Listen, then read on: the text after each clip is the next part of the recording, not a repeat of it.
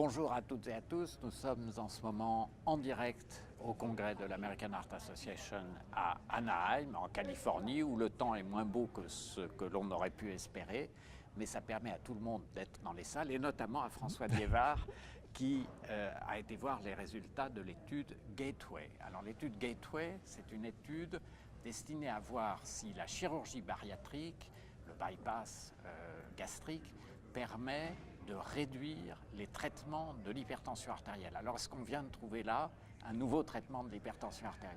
C'est très étonnant de faire une étude de chirurgie bariatrique avec cet objectif-là et de la publier, de la présenter, parce qu'on pourrait penser que c'est un objectif accessoire par rapport au poids, au diabète. Ceci dit, elle a plusieurs avantages. Le premier, c'est d'être pour la première fois randomisé. Il y a un groupe témoin et il y a un groupe traité. Donc on va avoir des différences sensibles. Et effectivement, on voit que la pression artérielle ou l'utilisation des traitements sont réduits considérablement chez les patients traités par chirurgie bariatrique par rapport aux patients contrôle. C'est bien une étude ouverte, on n'a pas fait une fausse intervention bariatrique au groupe contrôle. Toutes ces études sont ouvertes. La première, c'est une des premières qui soit randomisée. Alors les limites, bien sûr, c'est qu'il y a très peu de patients, 100 au total, 50 contre 50. L'autre limite, c'est qu'en fait, comme dans toute chirurgie bariatrique, on s'aperçoit que les événements indésirables sérieux sont dans le groupe des patients traités et que même si on a un résultat d'une efficacité redoutable pour baisser la pression artérielle, on a quand même un traitement qui est lourd pour la chose. L'autre chose, ce sont des patients jeunes qui vont perdre 10 points de BMI, ils passent de 37 à 27 en moyenne, donc c'est efficace. Mais l'élément le plus troublant, pour moi, c'est qu'en fait, la baisse de pression artérielle commence avant la perte de poids. Je n'ai pas d'explication, mais il y a quelque chose probablement dans l'insulinorésistance, certains. Alors ça n'est pas le choc opératoire.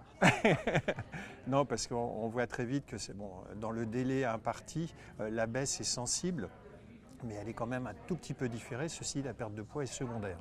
Alors si j'ai bien vu les résultats de l'étude, l'endpoint principal est évalué à 1 an. Alors est-ce que ce n'est pas un peu tôt aussi en matière d'hypertension artérielle? C'est quand même un facteur de risque qu'on va juger sur le long terme. Est-ce qu'il n'y a pas un vrai risque que la pression artérielle remonte à la hausse au fil du temps? Alors, c'est pour moi sûr et certain qu'elle remontera, puisque c'est l'évolution logique chez 2/3 des patients qui ont passé 60 ans, il va y avoir une hypertension artérielle. Donc c'est l'évolution logique, mais qui aura été retardée du fait de la chirurgie bariatrique. Est-ce qu'il faut la proposer pour ça? Ça paraît très cher payé pour baisser une pression artérielle et diminuer le nombre de traitements. D'autant plus que là, les critères d'inclusion commençaient à un BMI de 30, Tout à fait. Très bas finalement pour ce genre d'activité chirurgicale. C'est aussi la chose qui m'a surpris parce que les recommandations ne sont pas pour traiter des patients, d'autant qu'il y a très peu de diabétiques. On a un taux très faible de diabétiques, donc on est dans les limites des critères de chirurgie bariatrique. On peut penser qu'il y a une demande des patients qui sont relativement jeunes et puis qu'il fallait inclure des patients jeunes et hypertendus. Ça a un peu forcé les choses. D'accord, donc finalement on peut dire une étude intéressante dans le concept, l'idée elle-même, mais ce n'est pas ça qui, à la minute présente, va révolutionner le traitement de l'hypertension artérielle. Surtout ne pas retenir que quand on a un hypertendu obèse, il faut dire, on va vous traiter la pression artérielle en faisant une chirurgie bariatrique. Les hypovitaminoses, les troubles digestifs, les réhospitalisations dans l'année sont très conséquentes dans le groupe traité.